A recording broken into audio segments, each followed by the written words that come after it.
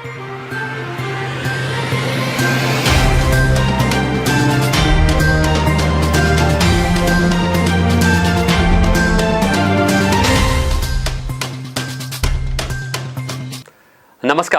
मैं हूं मोहम्मद अमीन लीला। बस्तर की बात में आपका स्वागत है। ध्यान रहे, कोविड का खतरा अभी भी टला नहीं है। सार्वजनिक जगहों पर अपनी सुरक्षा का ख्याल रखें, पर्याप्त दूरी बनाए रखें, सैनिटाइजर का प्रयोग अवश्य करें और बिना मास्क लगाए घर से बाहर न निकलें। साथ ही नियम से दोनों वैक्सीन जरूर लगाएं। इन नियमों का पालन करें और कोरोना से खुद को और दूसरों को सुरक्षित रखें। आइए अब नजर डालते हैं आज की हेडलाइंस पर। भाजपा के चिंतन शिविर में शामिल होने प्रभारी डी पुरंदेश्वरी पहुंची जगदलपुर। बस्तर में भाजपा के चिंतन शिविर में पहुंचे रमन सिंह। आदिवासी संस्कृति के संरक्षण और सांस्कृतिक विधाओं के अभिलेखीकरण कार्य की प्रगति की समीक्षा बैठक और संसदीय सचिव, महापौर और जिलाध्यक्ष ने सामुदायिक भवन के बाउंड्री वॉल का किया भूमि पूजन। बस्तर की बात में अब खबरें विस्तार से। इस वर्ष भारतीय जनता पार्टी की प्रांत स्तरीय चिंतन शिविर का आयोजन जगदलपुर में हो रहा है। शाम करीब 5 बजे स्थानीय होटल में यह शिविर दीप प्रज्वलन और राष्ट्रगीत वंदे मातरम के साथ शुरुआत हुआ। इस चिंतन शिविर में छत्तीसगढ़ प्रदेश प्रभारी डी पुरंदेश्वरी के साथ प्रदेश अध्यक्ष विष्णुदेव साय, पूर्व मुख्यमंत्री डॉक्टर रमन सिंह, नंद कुमार साय, सरोज पांडे, संतोष पांडे, सुनील सोनी, केदार कश्यप और किरण देव के अलावा भारतीय जनता पार्टी के लगभग 58 शीर्ष नेता इस चिंतन शिविर में शामिल हुए।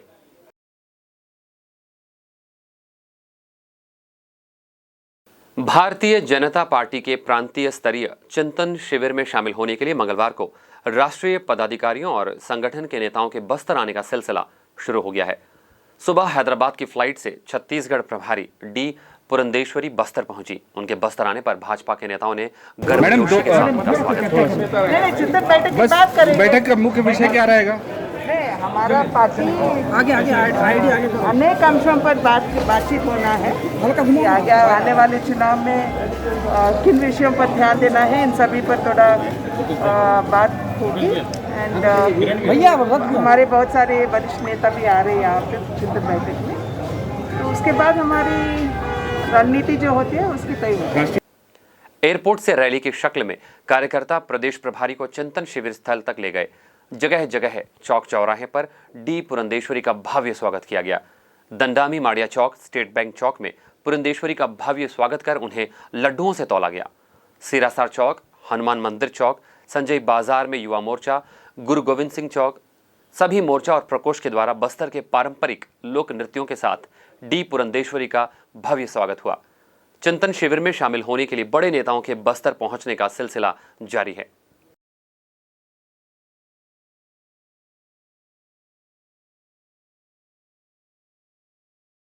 पंद्रह सालों बाद प्रदेश की सत्ता से बाहर हुई बीजेपी 2023 में होने वाले चुनाव के लिए चिंतन शिविर के माध्यम से नई रणनीति बना रही है।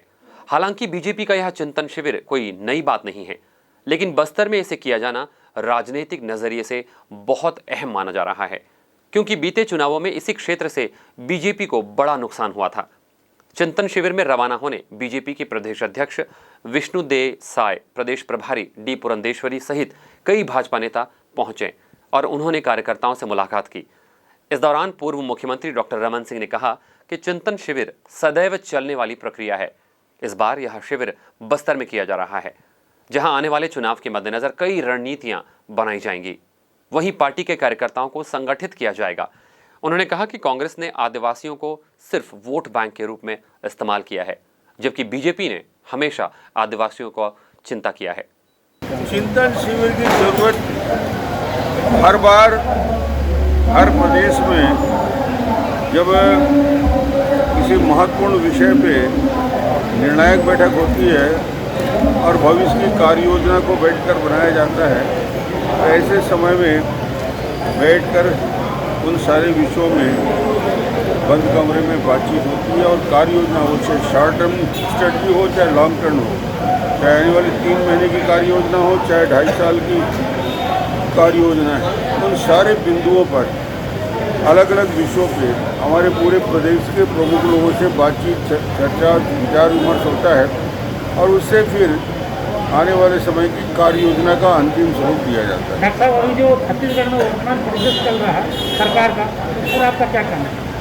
वर्तमान परिदृश्य कांग्रेस का सत्ता और कुर्सी के लिए लोलुपता की पराकाष्ठा दिख रही है और एक प्रकार से कुर्सी दौड़ चल रहा है। उस कांग्रेस जो पूरी तरह से विभाजित हो गई है, एक तरफ कांग्रेस के दिग्गज नेता नारे लगाते हैं और भूपेश के समर्थन में जब नारा लगता है कि छत्तीसगढ़ बोल रहा है और पूरा भूपेश बोल रहा है और छत्तीसगढ़ डोल रहा है, अलग अलग नारे बाबा बाबा बोल रहा है, छत्तीसगढ़ डोल रहा है और भूपेश के समर्थन में भूपेश के साथ खड़ा है और छत्तीसगढ़ अड़ा है। ये नारे जब लगने लगते हैं तो ये समझ जाओ कि कांग्रेस के दोनों गुट की टकराव चरम सीमा पर है। किसके लिए अड़ा है और खड़ा है बोल रहे हैं और किसके लिए छत्तीसगढ़ डोल रहा है, ये स्पष्ट रूप से है कि कांग्रेस पूर्णतः विभाजित है और विभाजित होकर अब ये विभाजन सड़क में आ चुका है और ये सत्ता और कुर्सी के लिए निश्चित रूप से उस पूरे राजनीतिक जो आज गिरावट आई है उसकी पराकाष्ठा। बस्तर कलेक्टर रजत बंसल ने सोमवार को कलेक्ट्रेट के प्रेरणा कक्ष में समाज प्रमुखों की एक बैठक ली, जिसमें बस्तर की जनजाति और उसकी संस्कृति के संरक्षण, सांस्कृतिक विधाओं के अभिलेखीकरण और बादल यानी Bastar art dance and language academy के संबंध में विस्तार से चर्चा की गई। इस दौरान श्री बंसल ने सभी समाज प्रमुखों से कहा कि समाज के परंपरागत नृत्यों और भाषा के किताबीकरण के लिए जानकार व्यक्तियों की जानकारी तुरंत ही प्रशासन से साझा करें, जिसे इनके अभिलेखीकरण में सहायता मिल सके। बैठक में समाजों के भवनों के लिए जमीन, देवगुड़ी और आदिवासी समाजों के प्रमुख विभूतियों की जानकारी के संबंध में भी समाज प्रमुखों से जानकारी ली गई। किसानों को सब्जियों के बेहतर पौधे उपलब्ध कराने के उद्देश्य से उद्यान विभाग द्वारा डोंगाघाट स्थित नर्सरी में पलक टाइप सीडलिंग यूनिट स्थापित किया गया है। यहाँ एक साथ 80,000 पौधे तैयार किए जा रहे हैं। यूनिट में पौधे तैयार करवाने के लिए किसानों को सिर्फ बीज देना पड़ता है।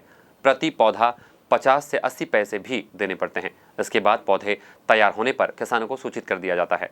यूनिट में पौधे तैयार होने के करीब 1 माह का समय लगता है। उद्यान विभाग द्वारा डोंगाघाट स्थित नर्सरी में सीडलिंग यूनिट स्थापित की गई थी। इसमें बेहतर पौधे तैयार होते हैं। देखभाल अच्छी पैदावार के लिए किसानों की संख्या लगातार बढ़ती गई। विभाग ने सभी किसानों को योजना का लाभ देने पलक टाइप सीडलिंग यूनिट स्थापित की है। वर्तमान में यहां 80,000 पौधे एक साथ तैयार हो रहे हैं।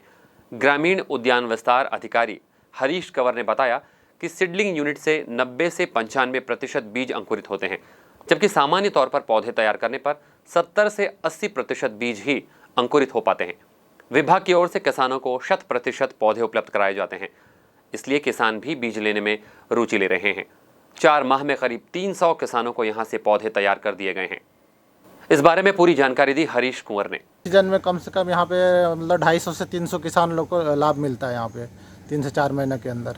मतलब लगभग वो किसान कितने एकड़ में खेती करते हैं? किसान कोई 10 एकड़ में, कोई 15 एकड़ में, ऐसा करके मतलब छोटे कोई मार्जिन मतलब छोटे किसान भी होते जो 1-1 एकड़ में 2-2 एकड़ में रहते, सब देते हैं यहाँ पे, सबके लिए तैयार करते हैं। ऐसा नहीं कि बड़े किसानों के लिए तैयार होता, सबके लिए होता है यहाँ पे। जैसे 1 पैकेट भी देगा, आधा एकड़ भी है, उनके लिए भी तैयार होता है यहाँ। उसके एवज में कोई चार्ज लिया जाता है? हाँ, उसके लिए चार्ज लिया जाता है तैयार करने के लिए। मतलब यहाँ पे पहले 50 पैसा था, अभी अप्रैल के बाद से 80 पैसा किया गया है, मतलब प्रति पौधा। हाँ, प्रति पौधा।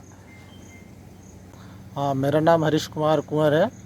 मैं यहाँ पे आरएचओ के पद पे मतलब पदस्थापना मेरा आरएचओ के पद पे हुआ है। और ये जो पूरा यूनिट दिख रहा है ये प्लग टाइप सीडलिंग यूनिट है, जिसमें मतलब छोटा पौधा जैसे बैगन, मिर्च, टमाटर, पत्ता गोभी, करेला, ये सब तैयार किया जाता है और किसानों को दिया जाता है। लगभग यहाँ क्षमता कितना है? ये क्षमता करीब मतलब वही 80 लाख से 1 करोड़ मान सकते हैं। मतलब वही दोनों उस पार का एक मिक्स चेम्बर बोलते हैं और ये आपका हार्डनिंग चेम्बर, दोनों मिला के मतलब 80 से 1 करोड़ का। क्या ऑटोमेटिक सीडलिंग? हाँ, ऑटोमेटिक, इसका पूरा नाम है ऑटोमेटिक सीडलिंग यूनिट। तो उसका मतलब कितना फ़ायदा मिलता है? कितने कम समय में मतलब इतने पौधों को अंकुरित करने का काम हो जाता है? जैसे इसको अंकुरण करने के जैसे बाहर कोई किसान करता है तो उसमें क्या है, अंकुरण कम आता है। जैसे मान के चलो उनका 70% ही आता है, 75% आता है, लेकिन यहाँ पे कम से कम 90-95 से ऊपर आता है। फिर आप उसको गैप फिलिंग करके किसानों को पूरा 100% करके किसानों को प्रोवाइड कराते हैं। तो लगभग कितने किसान यहाँ आ रहे हैं अभी? यहाँ किसान करीब करीब मतलब हर महीना करीब करीब 100 किसान के आसपास पहुँचते हैं। टिक सीडलिंग यूनिट का अधिकतर फायदा क्या है? इसका अधिकतर फ़ायदा ये है कि जैसे यहाँ पे तैयार किया जाता है तो यहाँ पे कीड़ा बीमारी वगैरह कम लगता है, और इसका जो रूट डेवलपमेंट है, जड़ का मेन, जैसे इसको अपन उखाड़ेंगे तो इसका जो जड़ प्रॉपर डेवलप रहेगा, तो इसको जैसे बाहर जाके डालेंगे मतलब खेत में, तो इसकी मरने की संभावना कम होगी, बहुत कम होगी, और बीमारी वगैरह, पौधा स्वस्थ रहेगा। ये इसके फ़ायदे हैं। बस्तर की बात में वक्त हो चला एक छोटे से ब्रेक का। आगे खबरें और भी है, कहीं जाइएगा नहीं, बने रहिएगा हमारे साथ।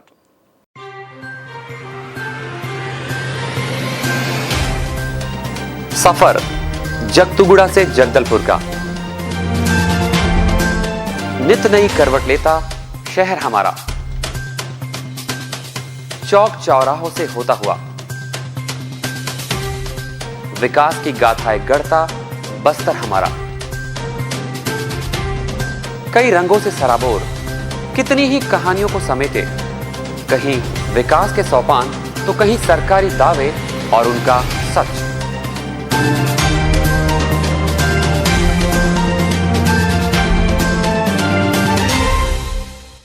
आतंक से दहलते जंगल, जमीन और जीवन,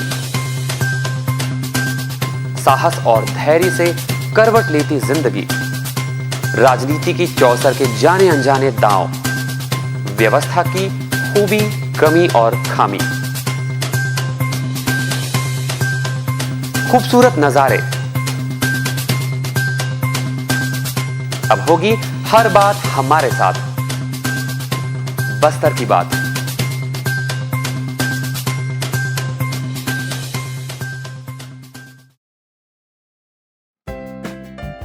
देश की जानी मानी इंटरनेट प्रोवाइडर कंपनी रेलटेल अब अपने शहर जगदलपुर में उपलब्ध। केबल टीवी और ब्रॉडबैंड पाइए एक साथ, बेहतर सर्विस, शानदार गुणवत्ता, हमेशा एक जैसी स्पीड यानी 100 Mbps।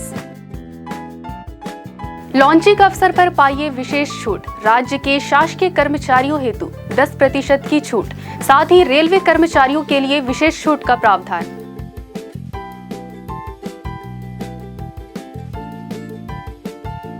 इंटरनेट कनेक्शन हेतु तत्काल अपने केबल ऑपरेटर से संपर्क करें या कॉल करें 9425262386 पर या 9617185020 पर।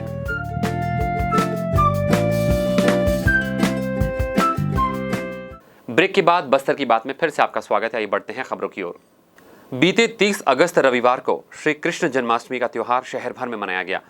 स्थानीय जगन्नाथ मंदिर में भी हर्षोल्लास के साथ जन्माष्टमी संपन्न हुई। इस अवसर पर 360 घर आरण्यक ब्राह्मण समाज के द्वारा विभिन्न सांस्कृतिक कार्यक्रमों का आयोजन भी हुआ। शाम से लेकर देर रात तक भजन मंडलियों ने आकर्षक भजन प्रस्तुत किए। भजनों पर श्रद्धालु झूमते नाचते नजर आए। इस अवसर पर मटका फोड़ प्रतियोगिता का भी आयोजन हुआ, जिसमें समाज के युवाओं ने बढ़ चढ़ कर हिस्सा लिया। यह पहली बार है जब श्री कृष्ण जन्माष्टमी के अवसर पर जगन्नाथ मंदिर में भी भजन प्रतियोगिता का आयोजन हुआ। मंदिर परिसर में आकर्षक गोवर्धन पर्वत की झांकी भी बनाई गई थी, जो लोगों में आकर्षण का केंद्र रही। समाज के अध्यक्ष ईश्वर खंभारी ने बताया कि आगामी वर्ष इस पर्व को और भी वृहद रूप से मनाया जाएगा। संसदीय सचिव रेखचंद जैन और महापौर सफीरा साहू और शहर कांग्रेस कमेटी के अध्यक्ष राजीव शर्मा ने शहर के लोकमान्य तिलक वार्ड में विधायक निधि से 10 लाख रुपए की लागत से बनने वाले सामुदायिक भवन के बाउंड्री वॉल का मंगलवार को भूमि पूजन किया। जगदलपुर नगर निगम द्वारा बारिश के पहले से चौड़ी नालियों की सफाई का कार्य किया जा रहा है, लेकिन FCI गोडाउन से शहीद पार्क तक बाईं ओर की चौड़ी नाली की सफाई नहीं हुई है। इस नाली में मलबा भरा पड़ा हुआ है। थोड़ी सी बारिश में भी नाली लबालब भर जाती है और नाली का गंदा पानी सड़क के ऊपर बहने लगता है, जिसके चलते यात्रियों को काफी दिक्कतें होती है। बारिश के बाद भी घंटों तक नाली का पानी सड़क पर बहता रहता है। लोगों को आने जाने में काफी असुविधा का सामना करना पड़ता है। वहीं शहीद पार्क तिराहे पर जो नाली है वह कचरे से लबालब भरी पड़ी रहती है। बारिश होने पर यह कचरा गंदे पानी सहित सड़क पर बिखर जाता है। इस नाली को साफ करने के लिए सड़क के बीचों बीच गड्ढा भी खोदा गया था, लेकिन कोई सार्थक दिशा इसके बाद भी नहीं मिली। बहरहाल इस वर्ष भी इस समस्या से निजात मिलती नजर नहीं आ रही है। आप हमारे समाचारों को YouTube पर भी देख सकते हैं। आइए चलते चलते एक बार फिर से नजर डालते हैं आज की हेडलाइंस पर। भाजपा के चिंतन शिविर में शामिल होने प्रभारी डी पुरंदेश्वरी पहुंची जगदलपुर। बस्तर में भाजपा के चिंतन शिविर में पहुंचे रमन सिंह। आदिवासी संस्कृति के संरक्षण और सांस्कृतिक विधाओं के अभिलेखीकरण कार्य की प्रगति की समीक्षा बैठक। और संसदीय सचिव, महापौर और जिलाध्यक्ष ने सामुदायिक भवन के बाउंड्री वॉल का किया भूमि पूजन। बस्तर की बात में आज बस इतना ही। कल आपसे फिर होगी मुलाकात ताजा तरीन खबरों के साथ। तब तक के लिए हमें दीजिए इजाजत। नमस्कार।